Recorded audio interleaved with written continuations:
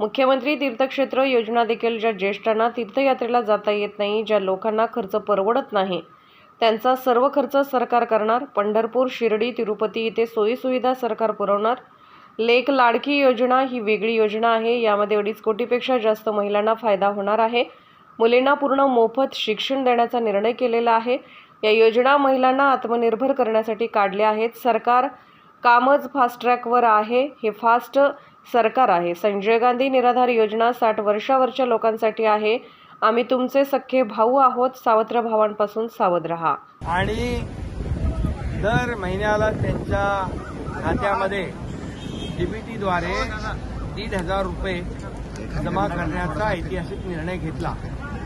त्याचबरोबर आमच्या बहिणींना जेवण करायची चिंता असते, गॅस संपतो कधी आणि गॅसच्या किमतीच्या बाबत चिंता असते, म्हणून वर्षाला सरकारच्या वतीने 3 गॅस सिलेंडर मोफत देण्याचाही निर्णय घेतला। या निर्णयाची काही लोकांनी हेटाळणी केली, विरोधकांनी, परंतु आज माझ्या बहिणींनी माझी इथे ओवाळणी करून राख्या बांधल्या, त्याबद्दल मी मनापासून धन्यवाद आपल्याला देतो। आणि काल जी योजना आपण केली ती 1 जुलैपासून कार्यान्वित होणार, त्याचा GR पण काढून टाकला आपण।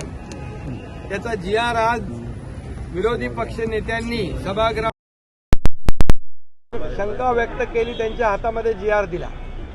1 जुलैपासून ही योजना अंमलात येणार आणि माझ्या महिला भगिनींना न्याय मिळणार आणि जवळपास यामध्ये 2.5 कोटीपेक्षा जास्त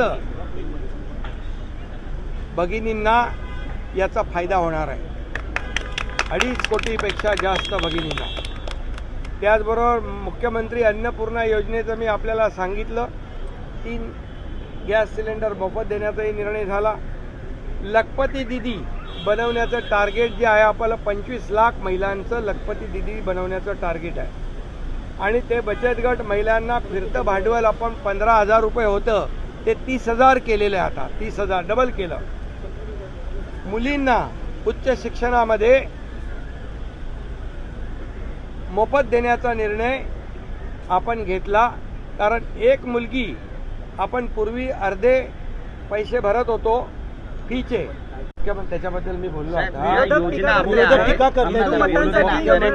मुख्यमंत्री तीर्थक्षेत्र योजना देखील ज्या ज्येष्ठांना जे तीर्थयात्रेला जाता येत नाही, त्या लोकांना खर्च परवडत नाही, त्याचा सर्व खर्च सरकार करणार आणि मग पंढरपूर, तिरुपती, शिर्डी जिकडे जिकडे जायचं तिकडे त्यांची व्यवस्था सरकार करणार। तोही निर्णय आज आपण घेतलेला आहे। हिंदू मतांसाठी हे योजना वारंवार टीका करत आहेत। कृषी सन्मान योजनेचा ज्यांनी लाभ घेतला त्यांना ही योजना मिळणार नाही, हे क्लॅरिफिकेशन तुम्ही लोकांना द्या। कृषी सन्मान योजनेचा त्यांना लेक लाडकी योजनेचा लाभ मिळणार नाही, त्याच्याबद्दल हे बघा, त्यांचं आता काही नरेटिव्ह केलं त्यांनी तरी ते लोक त्यांच्या याच्यामध्ये येणार नाही भूलथापांमध्ये।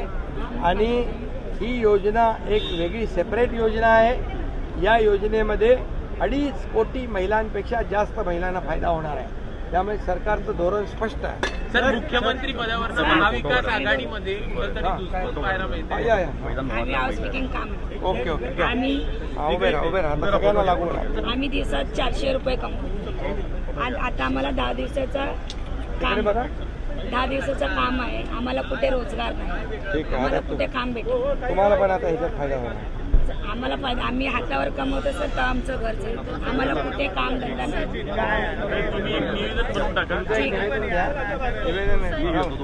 ठीक आहे, निवेदन द्या, आम्हाला काम दिले तर खूप मोठा भार करणार।